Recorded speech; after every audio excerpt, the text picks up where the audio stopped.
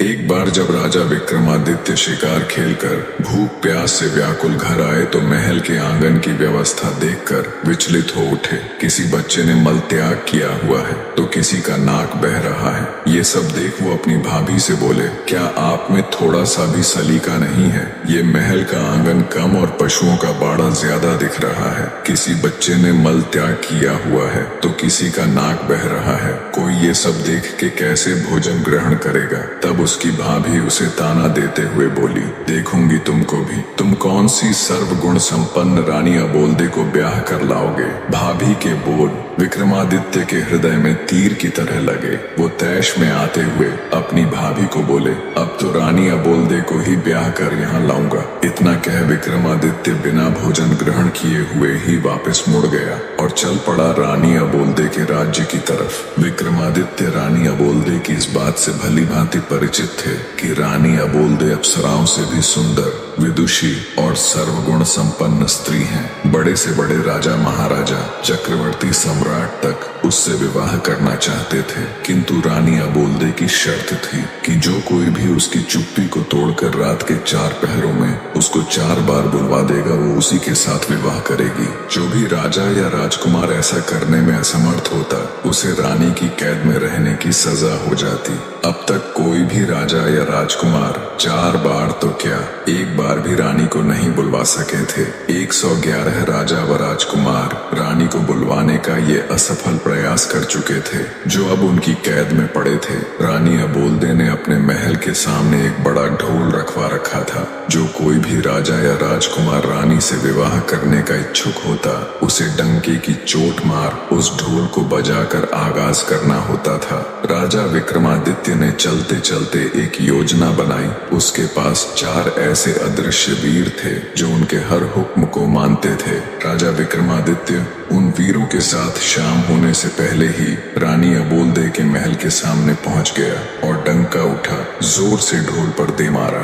ढोल की आवाज सुनकर रानी ने अपने सेवकों को आदेश दिया, ढोल बजाने वाले को आदर सहित अतिथि गृह में ले जाए और उचित सत्कार किया जाए। रात का पहला पहर शुरू होने से पहले ही रानी अबोल्दे 16 श्रृंगार कर अपने महल में पलंग पर बैठ गई और सेवकों को आदेश दिया कि राजा विक्रमादित्य को उनके समक्ष लाया जाए। राजा विक्रमादित्य सेवकों के आग्रह पर रानी अबोल्दे के महल में आ गए और अपनी योजना के अनुसार अपने 4 अदृश्य वीरों को उनके अति सूक्ष्म रूप में अलग अलग स्थानों पर बैठा दिया। एक को रानी के पलंग के पास, दूसरे को रानी के मटके के पास, तीसरे को रानी की खिड़की के पास और चौथे को रानी के हार के पास बैठा दिया और वो खुद भी रानी के समक्ष एक काठ की कुर्सी पर बैठ गए। उन्होंने रानी से बातचीत करने का प्रयास किया पर रानी अबोल्दे ने कोई जवाब नहीं दिया। वो तो उनके सामने ऐसे बैठ गई जैसे कोई पत्थर की मूर्त हो। तब राजा विक्रमादित्य ने रानी के पलंग की तरफ देखते हुए कहा, अरे भाई रानी के पलंग, रानी तो बोलेगी नहीं, अब तू ही कह कुछ बात जिससे कटे रात। राजा की बात सुन रानी के पलंग पर बैठा उसका वीर बोला, महाराज मेरे में इतना दिमाग कहाँ कि आपको कुछ कह सुनाऊं। हाँ, अगर आप कुछ सुनाएंगे तो हुंकारा जरूर भर दूंगा। राजा विक्रमादित्य बोले, ठीक है तो फिर सुनो। एक राजा के लड़के की दोस्ती एक बनिए के लड़के के साथ हो गई। बाल्यावस्था से ही दोनों साथ रहने लगे, साथ शिक्षा ग्रहण करते, साथ खेलते कूदते। दोनों की मित्रता इतनी गाढ़ी हो गई कि दोनों एक दूसरे के बिना रह नहीं पाते। समय बीता, दोनों जवान हो गए। एक दिन बनिए के लड़के को उसके पिता ने कहा, बेटा अब तुम युवा अवस्था में आ गए हो, ज्यादा दिनों तक बहू का मायके में रहना ठीक नहीं है। तुम अपने ससुराल जाओ और अपनी पत्नी को ले आओ। पुराने समय में छोटी उम्र में ही बच्चों की शादियां कर दी जाती थीं। जब लड़का लड़की जवान हो जाते तब लड़का लड़की को अपने घर ले आता। बनिए के लड़के ने कहा, पिताजी मैं अपने मित्र राजकुमार जयराज को भी अपने साथ लेकर जाना चाहता हूँ। हमने एक दूसरे से वादा किया है कि हम दोनों एक दूसरे के बगैर कहीं नहीं जाएंगे। बनिया बोला, बेटा मुझे तो कोई परेशानी नहीं है, लेकिन ध्यान रखना तुम्हारी ससुराल में राजकुमार की आप भगत उसकी प्रतिष्ठा के अनुरूप ही हो। बनिए का लड़का चंद्रपाल अपने पिता से आज्ञा ले राजकुमार के साथ अपनी ससुराल की तरफ चल पड़ा। पर मन ही मन उसे पिता की कही हुई बात खाए जा रही थी कि राजकुमार की खातिरदारी उसकी प्रतिष्ठा के अनुरूप ना हुई तो कहीं उसे बुरा न लग जाए। रास्ते में एक देवी का मंदिर पड़ता था। मान्यता थी कि वहां जो कोई कुछ भी मांगता उसकी मुराद पूरी हो जाती। बनिया और राजकुमार भी जब मंदिर के सामने पहुंचे तो वो भी मंदिर में देवी दर्शन के लिए चले गए। चंद्रपाल ने मन ही मन हाथ जोड़ देवी से प्रार्थना की, हे देवी, मेरे लिए मेरे मित्र से बढ़कर कुछ भी नहीं है। मेरी ससुराल में उसकी आव भगत उसकी प्रतिष्ठा के अनुरूप ही हुई तो वापस लौटते समय मैं आपको अपना सिर भेंट कर दूंगा। दोनों चल पड़े और कुछ समय की यात्रा के बाद चंद्रपाल यानी बनिए के लड़के की ससुराल पहुंच गए। चंद्रपाल का ससुर अपने शहर का बहुत बड़ा जाना माना साहूकार था। उनके पास किसी चीज की कोई कमी नहीं थी। उन्होंने अपने दामाद और उसके मित्र की खूब अच्छे से खातिरदारी की और 15 दिनों तक उन्हें जाने नहीं दिया तथा बड़े मान सम्मान के साथ उनकी आवभगत की, जिससे चंद्रपाल और राजकुमार बहुत प्रभावित हुए। 16वें दिन चंद्रपाल के बहुत कहने पर उन्होंने बड़े आदर सत्कार सहित अपनी बेटी के साथ उनको विदा कर दिया। रास्ते में राजकुमार ने अपने मित्र के आगे उसके ससुराल वालों की बड़ी प्रशंसा की। चलते चलते जब वे देवी के मंदिर के सामने पहुंचे तो बनिए का लड़का अपनी पत्नी और मित्र को थोड़ी देर रुकने के लिए कह मंदिर के अंदर चला गया और अपनी प्रतिज्ञा अनुसार उसने अपना सिर काटकर देवी के चरणों में अर्पित कर दिया। जब बहुत देर तक वो नहीं आया तो राजकुमार जयराज उसे देखने के लिए मंदिर गया। उसका कटा हुआ सिर देखकर उसके पैरों नीचे से जमीन खिसक गई। सोचा अगर मित्र ही जिंदा नहीं रहा तो मैं जी कर क्या करूंगा। उसने भी अपना सिर कलम कर लिया। उधर जब नव विवाहिता चंद्रकला को बहुत देर इंतजार करते हो गई तो वो भी किसी अनहोनी की आशंका से मंदिर के अंदर गई। जब उसने वहां का नजारा देखा तो उसके होश उड़ गए। उसकी जोरदार चीख से वातावरण दहल उठा।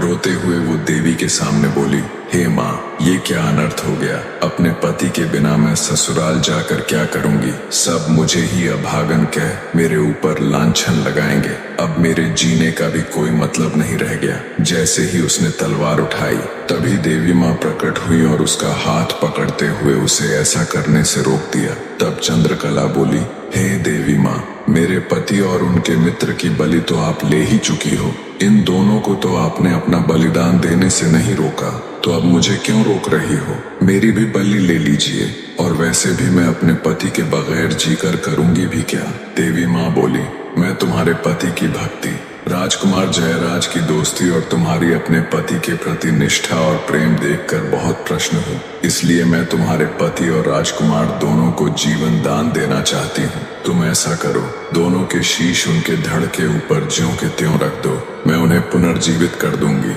चंद्रकला ने जल्दी जल्दी से उन दोनों के सिर उठाए और उनके धड़ों के ऊपर रख दिए। देवी माँ ने अपना हाथ उठाकर एक दिव्य प्रकाश की किरण छोड़ी और दोनों जीवित हो गए।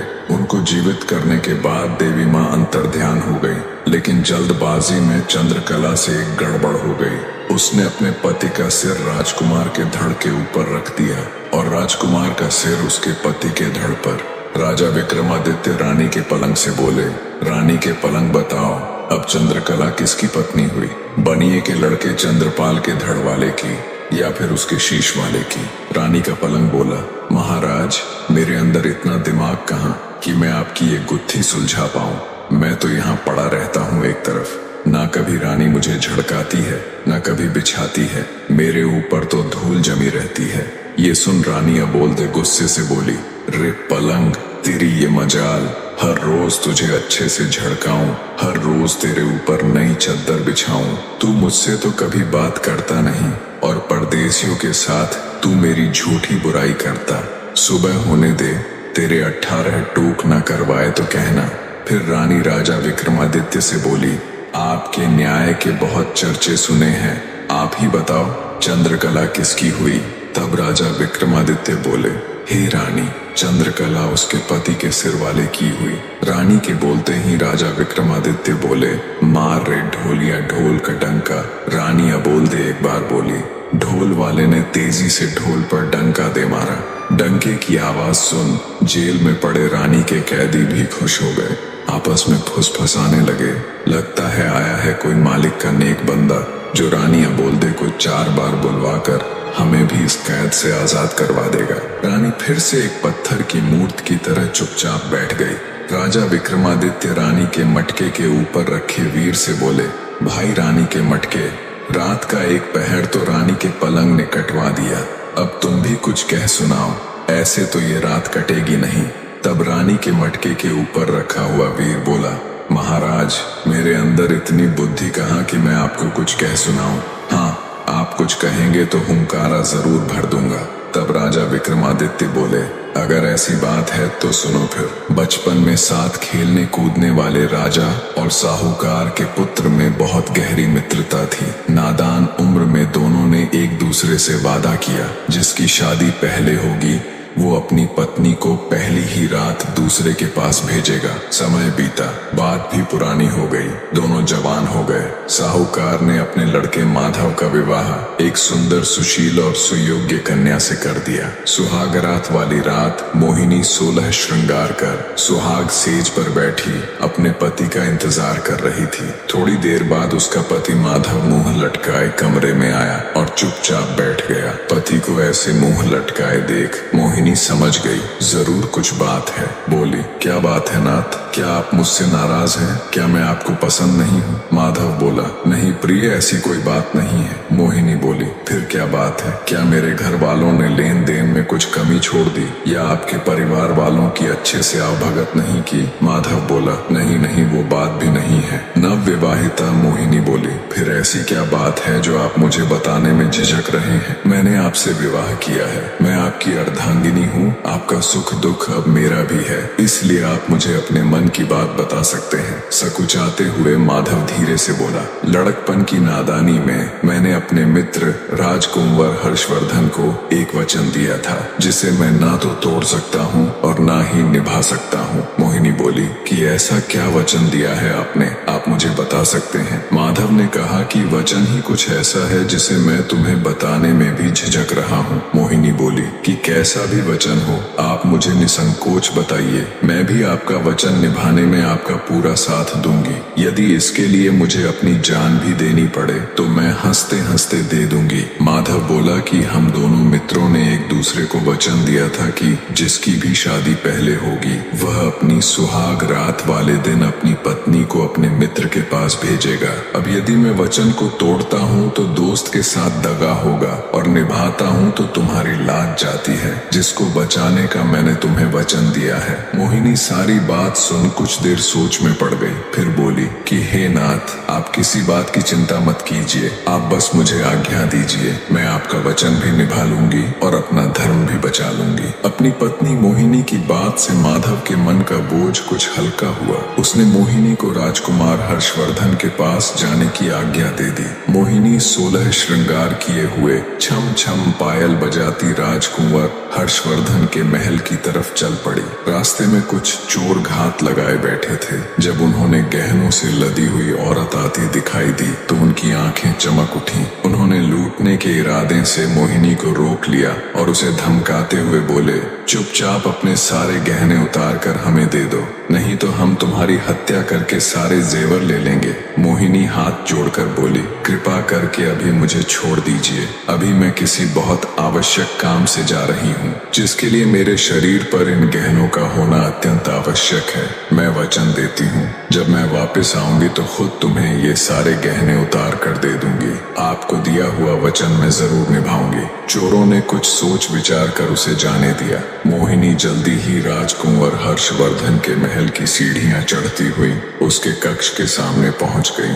मोहिनी जब अपनी पहली ही रात को किसी दूसरे आदमी के कमरे में जा रही थी, बस उसके मन में यही चल रहा था, कैसे भी करके अपनी पति का मान और अपनी लाज दोनों रखनी है। वो हर्षवर्धन के महल की सीढ़ियां चढ़ते हुए उसके कक्ष में पहुंच गई। राजकुमार हर्षवर्धन अपने कक्ष में अपने पलंग पर गहरी नींद में सो रहा था।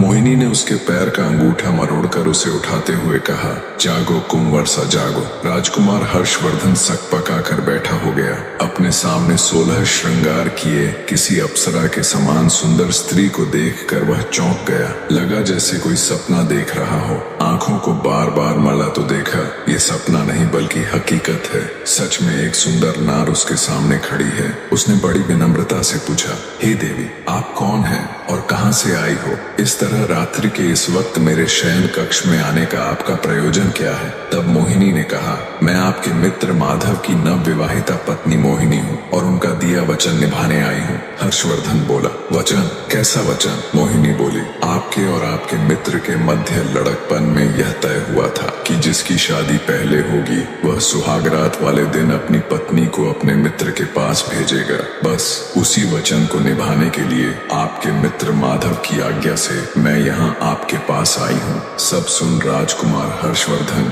एक बार के लिए तो बिल्कुल सन्न रह गया। जब ध्यान किया तो सब याद कर वो बहुत शर्मिंदा हुआ। उसने हाथ जोड़कर कहा, हे देवी, मुझे माफ कर दीजिए। वो तो हमने नादानी में एक दूसरे से वादा कर दिया था। ये कोई वचन नहीं बल्कि हमारी बचपन की नादानी थी। मेरे मित्र की पत्नी तो मेरी भाभी हुई और भाभी तो माँ या बहन के समान होती है। मैं अपने बचपन की नादानी पर बहुत शर्मिंदा हूँ। मैं आज से ही आपको अपनी धर्म की बहन बनाता हूँ। इतना कहकर राजकुमार हर्षवर्धन ने मोहिनी को चुनरी और हीरे मोतियों से भरा हुआ थाल देकर उसी समय विदा कर दिया। मोहिनी वापस अपने घर की तरफ चल पड़ी। रास्ते में वही चोर उसका इंतजार कर रहे थे। उसकी पायल की आवाज सुनकर वे रुक गए कि कहीं वह अपने साथ सिपाहियों को तो नहीं लेकर आई है। जब उन्हें इस बात की तसल्ली हो गई कि वह अकेली ही है तो उन्होंने आपस में चर्चा करते हुए कहा, अरे भाई, यह औरत तो सच में अपने वचन की पक्की है। इतने में मोहिनी उनके पास पहुंच गई। उसने राजकुमार हर्षवर्धन का दिया हीरे मोतियों का थाल भी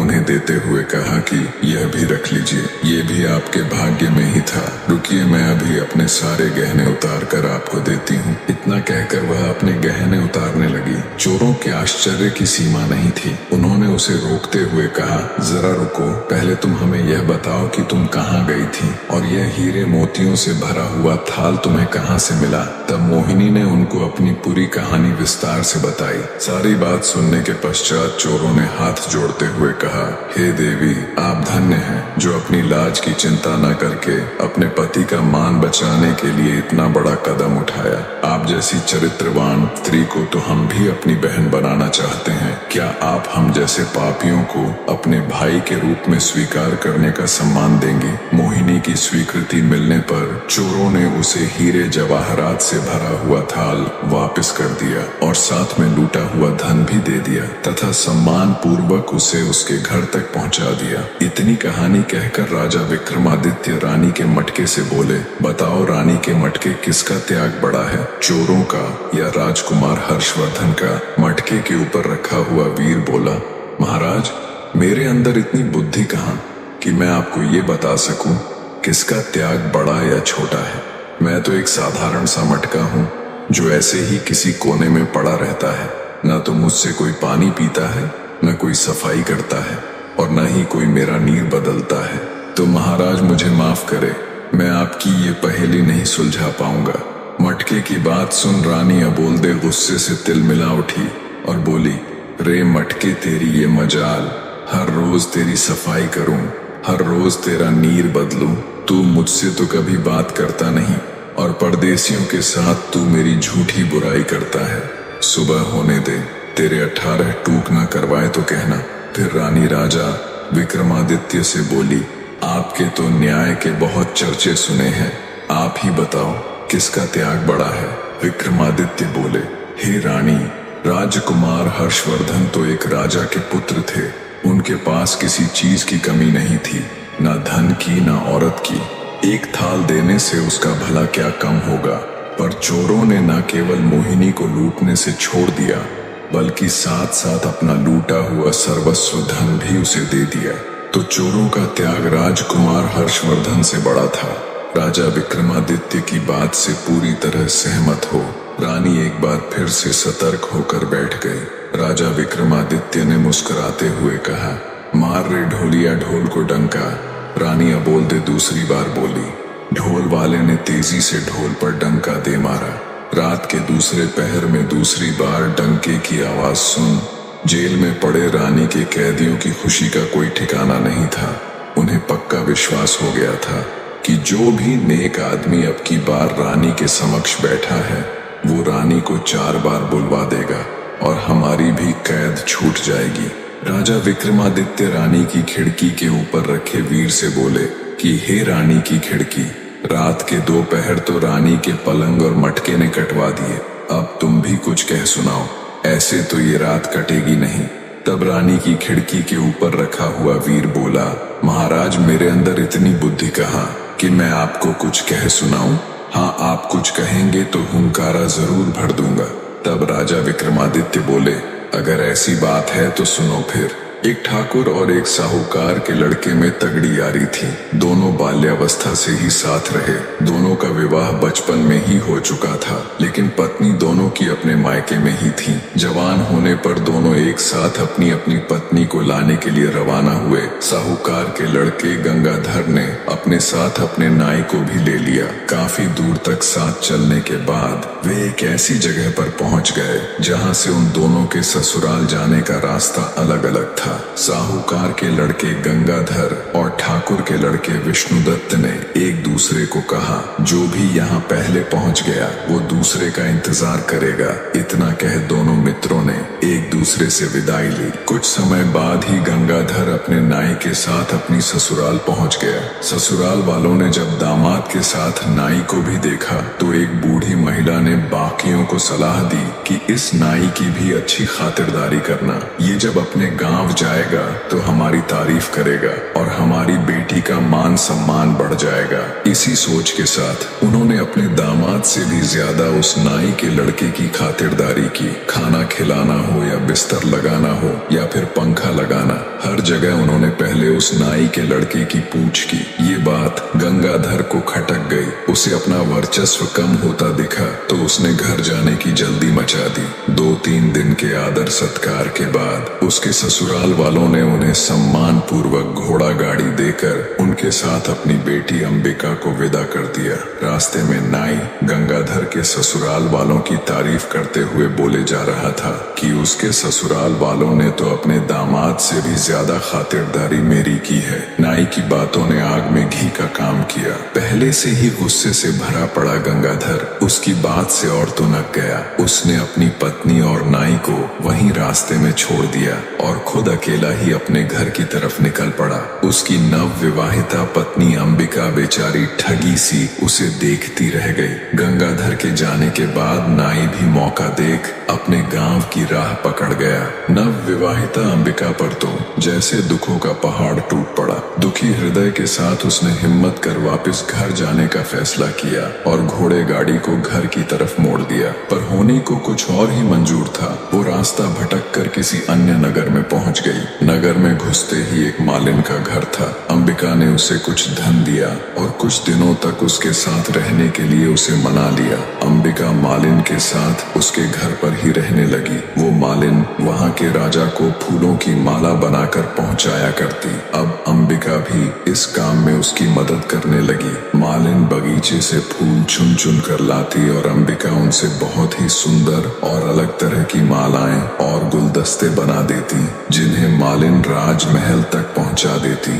एक दिन राजा ने मालिन से पूछा कि आजकल तुम बहुत सुंदर और मनमोहक कारीगरी के गुलदस्ते और मालाएं बना बना कर लाती हो। इतनी सुंदर कारीगरी तो तुम नहीं कर सकती, तो ये गुलदस्ते और मालाएं कौन बनाता है? मालिन बोली कि महाराज, मेरे घर पर कुछ दिनों से एक स्त्री आकर ठहरी हुई है। वह बहुत ही गुणवान है। वही रोज इतने सुंदर गुलदस्ते और मालाएं बनाती है। मालिन की बात सुन राजा ने मन ही मन सोचा, जो इतनी सुंदर मालाएं और गुलदस्ते बनाती हैं वो खुद कितनी सुंदर होगी। ये बात मन में आते ही उसके अंदर वासना का खोट पैदा हो गया। 50 साल का वासना से लिप्त राजा मालिन से बोला, तुम अभी अपने घर जाओ और उस स्त्री को मेरे सामने हाजिर करो। मालिन अंबिका के पास गई और उसे राजा भानु प्रताप का हुक्म सुनाया। अंबिका ने ये कहते हुए मना कर दिया कि मेरा राजा के पास क्या काम। पर मालिन थोड़े ही न राजा के हुक्म को फेर सकती थी।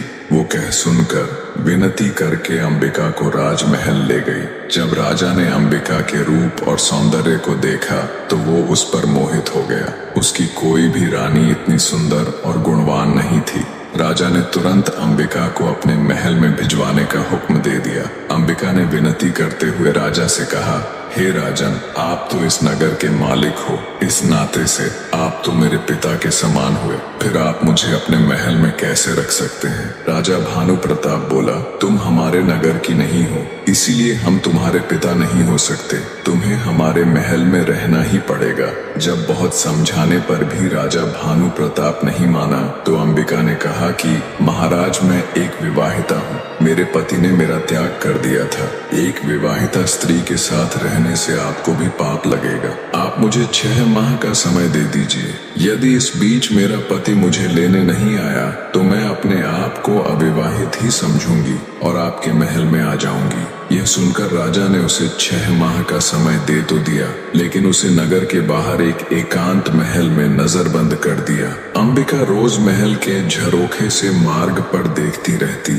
कि कभी कोई भूलने से ही उसके मायके या ससुराल से उस ओर आ जाए तो वह उसके साथ अपने हाल का संदेश भिजवा सके। उधर ठाकुर विष्णुदत्त अपनी पत्नी के साथ तय की हुई जगह पर अपने दोस्त का इंतजार कर रहा था। जब गंगाधर अपनी पत्नी का परित्याग करके अकेला ही उधर पहुंचा तो उसे अकेले आते देख विष्णुदत्त बोला, अरे मित्र, तुम अकेले कैसे चले आ रहे हो? मेरी भाभी को कहाँ छोड़ आए? तब गंगाधर ने उसे सारा वाक्य कह सुनाया। सब सुन गुस्से से विष्णुदत्त उसे धिक्कारते हुए बोला, धिक्कार है मित्र, किसी और के अपराध का दंड तुमने अपनी निर्दोष पत्नी को दे दिया।